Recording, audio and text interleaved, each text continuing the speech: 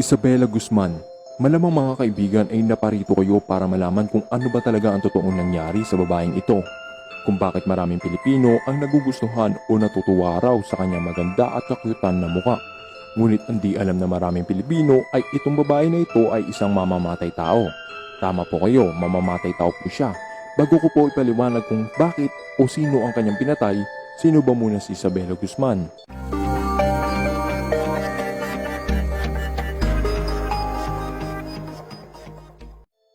Si Isabela Guzman ay isang 18 taong gulang pa lamang noong araw na may pinatay siya. Pinanganak siya noong June 1995. Siya ay nakatira sa Colorado, USA at siya rin ay may disorder. Ang kanyang totoong magulang ay hiwalay na. Ang pangalan ng kanyang nanay ay si Yun Mi Hoy. Ang pangalan naman ng kanyang totoong tatay ay si Robert Guzman. Ang pangalan naman ng kanyang stepfather ay si Ryan Hoy. Magkakasama sina Isabela at ang kanyang mga magulang na si Yun Mi Hoy at ang stepfather nito na si Ryan Hoy. Ngunit si Isabela at ang kanyang nanay ay lagi may pagtatalo. Nagsimula pa ito noong 7 taong gulang pa lamang siya. Ipinadala siya ng kanyang nanay sa kanyang totoong tatay para doon manirahan. Ngunit hindi ito naging madali para kay Isabela, kaya ganoon na lamang ang kanyang galit sa kanyang nanay. Ngayon ay madalas silang magtalo. Lumaki si Isabela na di maganda ang ugali dahil sabi nga ng kanyang auntie o kanyang lola ay spoiled na bata raw si Isabela.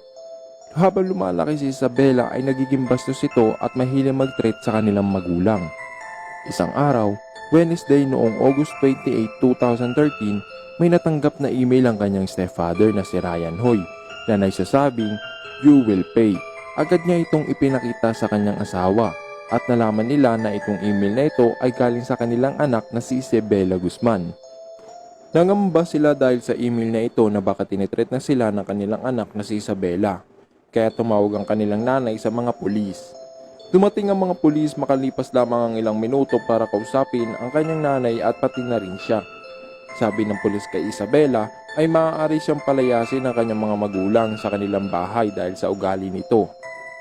Makalipas ang ilang oras sa parehong araw, August 28, 2013, ay may nangyari na nakakagimbal.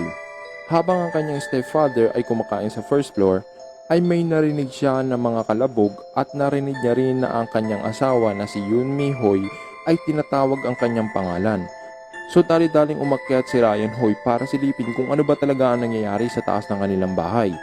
Pag-akyat niya ay nakita niya si Isabela na isinarado ang pinto ng kanilang banyo. At ang ginawa naman ni Ryan Hoy ay pinilit niyang buksan ang pintuan ng banyo para makita kung ano ba ang nangyayari sa loob. Ngunit hindi niya ito mabuksan dahil nakalak. Narinig niya na lamang ang kanyang asawa na ang sabi, "Jehovah." Ito ang huling salita na narinig mula sa kanyang asawa. Kaya nalaman niya na si Isabela at ang kanyang asawa ay magkasama sa loob. At dali-daling tumawag ng pulis si Ryan Hoy. At ilang minuto makalipas ay nakita ni Ryan Hoy si Isabela na tulala habang naglalakad papalabas ng kanilang banyo na para bang nananaginip ito ng gising. May hawak na kutsilyo si Isabela habang nakasuot ito ng pink sports bra. Dali-daling pinasok ni Ryan Hoy ang banyo kung saan natagpuan niya ang kanyang asawa na walang damit at naliligo sa dugo. Ginamitan niya ito ng CPR ngunit pagdating ng pulis ay inanunsyong patay na si Yun Mi Hoy. Sinaksak ni Isabela Guzman ang kanyang nanay ng paulit-ulit at hindi bababa sa 79 na beses, 31 sa muka at 48 naman sa leeg. Inaresto si Isabela Guzman kinabukasan August 29 Thursday sa isang parking lot malapit sa kanilang bahay. Habang nasa hearing sila sa korte, si Guzman ay nakuha pang ngumiti sa kamera at tila ba'y parang nagpapakit pa ito. Siya ay nakatulan ng kasong first-degree murder and 2 counts of crime violence. Ngunit dahil sa kanyang disorder, ang akusa ng korte sa kanya ay not guilty. Siya ngayon ay nasa mental hospital. Tinatawag siya ngayon ng mga tao na sweet but psycho. Iba sa ating mga Pilipino kapag cute o maganda ay okay na. Hindi pa natin nakikita ang background story ng buhay ng isang tao ay pwede na. Minsan, dapat nating ugaliin tumingin muna sa pinanggalingan bago mo husgahan. Madami sa ating mga tao magaling lang sa umpisa kapag tumagal ay wala na. Ganyan din ang nangyari kay Isabela. Nagtrending itong babae na ito dahil sa cute daw na mukha nito.